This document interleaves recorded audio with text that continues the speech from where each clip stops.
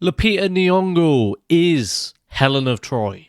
Probably. Following on from the Odyssey TV spot that premiered during the NFL games over the weekend, there has been rampant speculation online that Lupita Nyong'o, who is the 4th or 5th lead listed on IMDb for the Odyssey, has not yet been named as a character, and she is the only one of the major leads in the film in this position. However, in the TV spot, she is shown seated alongside Menelaus, one of the lords who wages war against Troy when Paris kidnap Helen and bring her back to Troy. Menelaus is Helen of Troy's husband. Why would she be sat alongside Menelaus at a feast?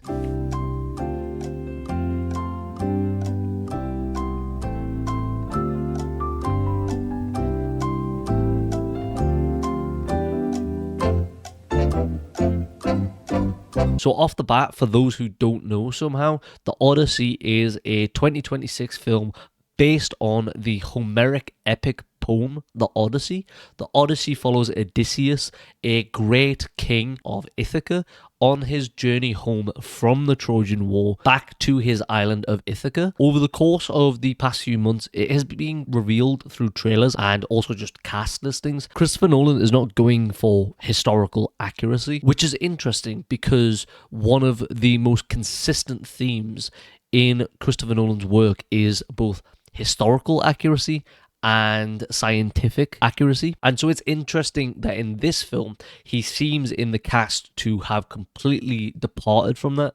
For example, he has Himesh Patel, Benny Safdie, Zendaya, John Leguizamo, Will Yun Lee, characters who do not look like the actors that are going to play them. Zendaya is going to play Athena, the Greek goddess. There has been a lot less focus on this, and the one incident before the reveal of Lupita Nyong'o as Helen of Troy that garnered backlash was the reveal that Agamemnon, the character played by Benny Safdie, the king, the lord who wages war against Troy, is wearing a helmet that does not look at all like a Greek helmet.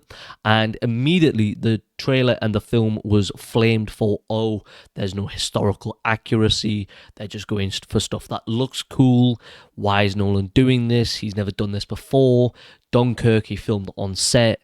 Tenet in Stella, they tried to be as accurate as possible. I don't understand. He's always been practical. He's always focused on being as accurate and as truthful to the material as possible. That does not seem to happen here. There is a chasm in that sense between his previous works and this work. I'm not really sure what the reasoning is, but I have to assume that because this is Christopher Nolan, it is ultimately his decision. I can't imagine Universal stepping in and putting a lot of pressure on him to make the cast more diverse.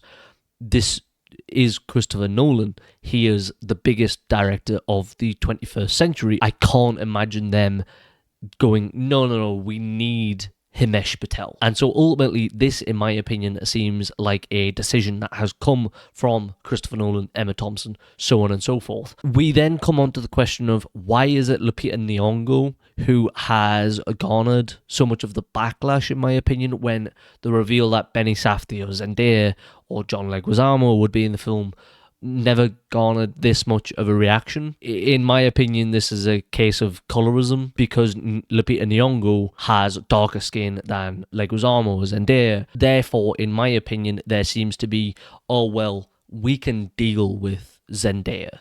We can't deal with this. And it just doesn't sit right with me, ultimately. This is a epic poem from ancient times, and I don't think that the focus should ultimately be on the colour of the skin of someone who potentially lived 20 centuries ago. I don't think that this is a case of the woke mob are upending our historical epic. I don't know if you've been watching, but we got rid of woke over the last 2 weeks. Woke is gonzo. Ultimately, if you were going to do this, I'm not sure you could come up with someone better than Lupita Nyong'o, both in beauty and acting, she is one of the most snubbed actors of the past 15 years. Despite winning the Best Supporting Actress in 2012 for 12 Years a Slave, she continues to be overlooked for basically her entire career. She, in my opinion, is one of the most underrated actresses, and on top of that, is one of the best looking actresses. So if you were going to cast an actress in this role, regardless of race, would she not be at the top of your list? And ultimately, I don't really see the issue here, because this isn't similar to Professor Snape changing race for the Harry Potter TV series. They are going to struggle with that TV series for that reason, because Severus Snape is described as being pale looking, and in the films, part of the thing that is so striking immediately about Snape is the offset of how pale and white and almost dead looking his face looks compared to his hair and his outfit. There is no cinematic basis for Helen of Troy. There's nothing that you need to reference and that you need to have to sit on that foundation and build on that foundation with Helen of Troy. It's not the same thing. I'm actually quite looking forward to seeing her in this role. This is probably her biggest role since Us. In terms of scale, it's certainly her biggest role ever. And ultimately, a lot of the press run for this film, unfortunately for Nyongo, if this does get picked up on, a lot of the press run for this film and even the aftermath of the film is going to focus on why was she cast? Why did they decide she was the correct person? Why did she feel comfortable taking it? Well, did she actually live up to the character of Helen of Troy? Oh, well, in this scene, Helen actually says this, but Lupita Nyong'o said this. So how did she change it? Why did she change it? Is it better? Is it worse?